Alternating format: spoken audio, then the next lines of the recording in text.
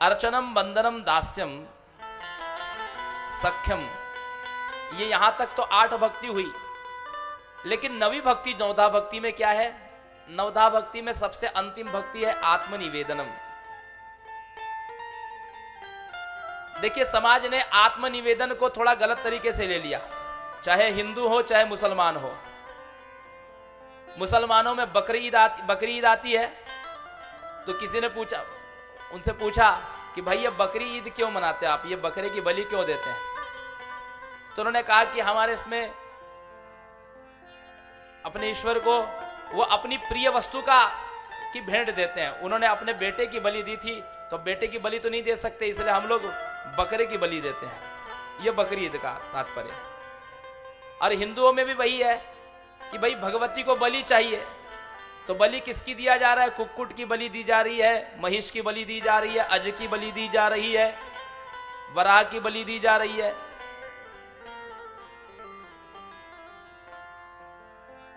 बलि का अर्थ होता है उपहार। उन मनुष्यों से तो अच्छा रावण है कि जिसने अपने शीश काट काट करके बलि दी।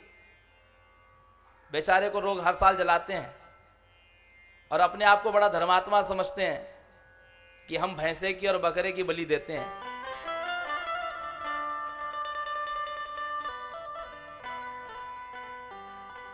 आत्मनिवेदन का अर्थ होता है कि अपने आप को समर्पित करना।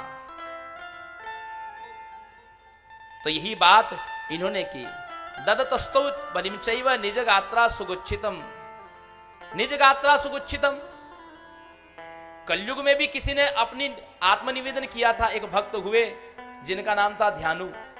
15वीं शताब्दी में सज्जनों माताओं, नगरकोट कांगड़ा में ज्वाला जी की ज्योत जगती है। यह सबसे प्रधान शक्तिपीठ माना जाता है, सबसे प्रधान। यद्यपि देवी पुराण में कामरूप कामाख्या को बोला गया है, लेकिन शिव महापुराण में ज्वाला जी का ही शक्तिपीठ में नाम है। केवल शिव महापुराण में केवल ज्वाला जी का ही नाम आता है और अन्य किसी शक्तिपीठ का नाम नहीं है।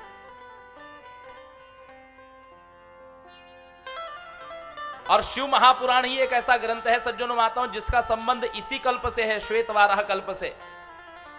देवी भागवत का संबंध सारस्वत कल्प से है, श्रीमद् भागवत का संबंध पद्म कल्प से है, लेकिन शिव महापुराण का संबंध इसी श्वेतवाराह कल्प से है। इसी श्वेतवाराह कल्प की कथा है वो शिव महापुराण। तो उसमें कोई भी कथानक मिथ्या नहीं हो सकता, विवादास्पद नहीं हो सकता। तो उसमें शक्तिपीठ में केवल ज्वाला जी का नाम दिया। तो ध्यानु भगत, और आज भी प्रत्यक्ष आप देख सकते हैं कि वहां भगवती पर्वत में से अपने आप प्रकट है ज्वाला के रूप में कई वर्षों से। कभी कभी तो 9 ज्योतियों का दर्शन होता है। एक साथ 9 ज्योति पर्वत पे से निकली। लोगों को लगा कि नहीं, कुछ मीथेन गैस कहीं से प्रवाहित होती है, कहीं से उसको ईंधन मिलता है, तो इसीलिए तो लोगों ने, कई वैज्ञानिकों ने, अपूर्व काल में 15वीं शताब्दी ने बादशाह अकबर ने भी ऐसा ही किया। बादशाह अकबर ने तो पहले ध्यानु बहुत लोगों का जत्था लेकर के, भक्तों को लेकर के जाते थे।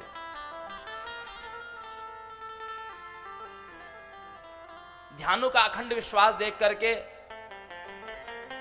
पहले तो अकबर ने सोचा कि मैं इस पाखंड को समाप्त करूं।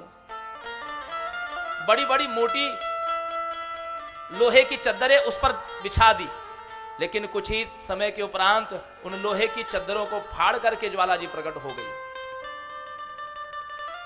जल की धाराएं गिराई गई, पर्वत की खुदाई की गई, लेकिन ज्वाला जी का कोई पता नहीं। हो तो केवल सौम्य रूप से भक्तों को, और कभी आप जाइए देखिए तो सौम्य रूप से मां का आप स्पर्श करेंगे, आपका हाथ आपके रसोई गैस में जल जाता है, लेकिन उस ज्वाला में कभी किसी को आज तक कभी कोई आंच नहीं आई।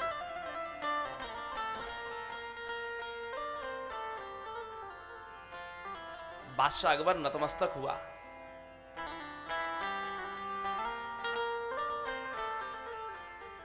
बादशाह अकबर ने जब ध्यानु से कहा, बादशाह अकबर ने अपने घोड़े की बलि दी और ध्यानु से कहा कि तू अपनी ज्वाला से प्रार्थना कर कि वो मेरे घोड़े को जीवित करे।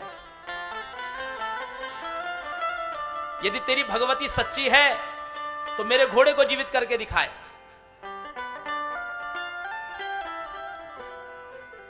तो ध्यानु ने घोड़े के बदले किसी पशु की बलि नहीं दी कि घोड़ा जीवित हो जाए।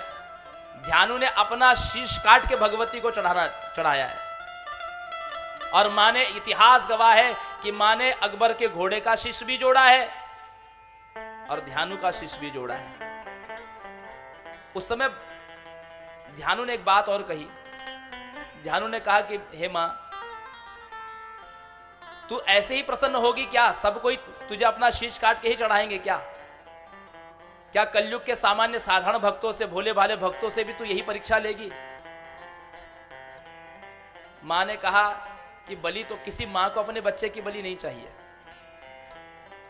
लेकिन ये जो लोग बड़ी बड़ी बातें करते हैं ना कि तन मन धन सब है तेरा, तेरा तुझको अर्पण क्या लागे मेरा, तब मुझे लगता है कि एक आध बार शीश तो चढ़ा के दिखाओ।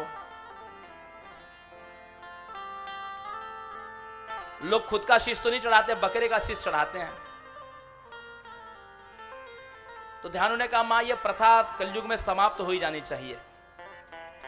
बलि के बदले में आपको क्या विकल्प चढ़ाया जा सकता है शीश के बदले?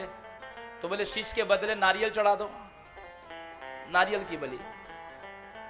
ये ध्यानु भगत के बाद से ये परंपरा शुरू हुई, नारियल की बलि। लेकिन विधान क्या था? आत्मनिवेदन में निज गात्रा सुगुच्छितम, अपने शरीर के अंगों की बलि दो, यह आत्मनिवेदन है। आत्मनिवेदन का अर्थ अपने शरीर के अंगों को काट करके हवन कुंड में डालना नहीं होता है सज्जनों माताओं।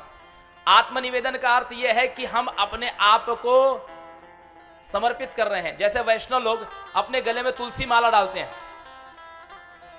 आप जाके इस्कॉन मंदिर में देखेंगे जितने वैष्णव लोग हैं सब लोग अपने गले में तुलसी माला पहने रहते हैं। क्यों पहने रहते हैं?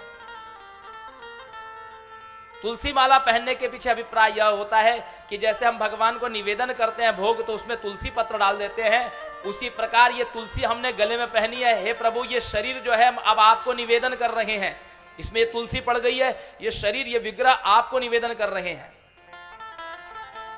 तो निवेदन करने का अर्थ क्या हुआ कि भगवान की इच्छा के अनुसार चलो। भगवान जो चाहते हैं, अपना जीवन जब आपने भगवान को समर्पित कर दिया तो उनकी इच्छा के अनुसार उनके बताए हुए रास्ते पर चलो। फिर आपके जीवन पर आपका अधिकार नहीं रहा, आपके सुख पर आपका अधिकार नहीं रहा, अब परिवार से आपका कोई संबंध नहीं रहा। अब आपने अपने आप को भगवती को समर्पित कर दिया, निवेदित कर दिया। और जब ऐसा आप आत्मनिवेदन करते हैं तब क्या होता है कि इस प्रकार से इन्होंने त्रिभी वर्षे यतात्मन 3 वर्षों तक भगवती को ऐसे ही पूजा अभ्यर्चना की, और जिससे परितुष्टा जगत दात्रिम प्रत्यक्षम दर्शनम ददऊ। उन दोनों को भगवती ने प्रत्यक्ष दर्शन दिया, प्रत्यक्ष दर्शन दिया। राजा से कहा वर मांगो, तुम्हारी पूजा से, अर्चना से मैं बड़ी प्रसन्न हूं। राजा ने कहा कि आप तो सब कुछ जानती है मां कि मैंने किस लिए आराधन किया है। सज्जनों माताओं, ध्रुव जी ने भी भगवान का जब तपस्या की तो ध्रुव जी ने भी भगवान से कुछ मांगा नहीं, लेकिन जिस कामना से उसने तपस्या की थी भगवान ने वो कामना उसकी पूरी की। ध्रुव जी की क्या कामना थी? ध्रुव जी पिता की गोद में बैठना चाहते थे, राज सिंहासन पर बैठना चाहते थे, इसीलिए भगवान ने उसको 36,000 वर्ष का राज्य दिया। उन्होंने मांगा नहीं था। जो कामना लेकर आपने पूजा की है वो कामना आपकी पहले पूरी हो, और उसके बाद में जो भगवान देना चाहते हैं वो बाद में देते हैं। तो भगवान क्या देना चाहते थे? भगवान ने उनको परम पद दिया, ध्रुव पद दिया।